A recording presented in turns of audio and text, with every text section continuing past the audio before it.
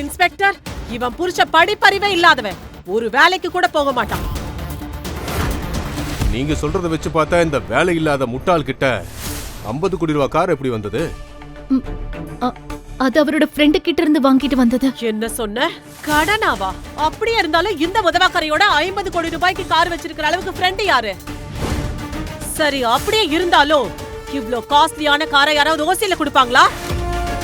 அப்போ இந்த ஒத்த பைசாக்கு பிரயோஜனம் இல்லாதவனுக்கு 50 கோடி ரூபாய் வர்த்துள்ள காரை கடனா கொடுத்தவனோட பேரை சொல்லு. பாட்டியின் இந்த பேச்சை கேட்டு ஷர்மிளாவுக்கு தலை சுற்றியது.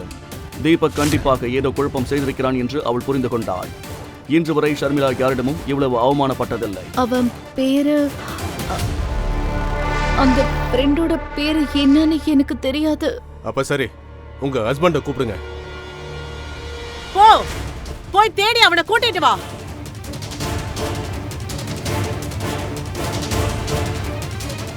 இதை பார்த்து ஷர்மிளா மிகவும் பதற்றம் அடைந்தாள். இங்கேயும் காண பாட்டிமா. இன்ஸ்பெக்டர் சார், எனக்கு என்னவோ இந்த புருஷன் பொண்டாட்டி 2 பேரும் சேர்ந்து தான் இந்த திருட்டு வேலையை செஞ்சிருக்காங்களோடு தோணுது. சதாசிவம் குடும்பத்தோட பேருக்கே இவ ஒரு பெரிய களங்கம். முழு வீடியோவை பாக்கெட் FM தமிழ் யூடியூப் சேனலில் கண்டு மகிழுங்கள்.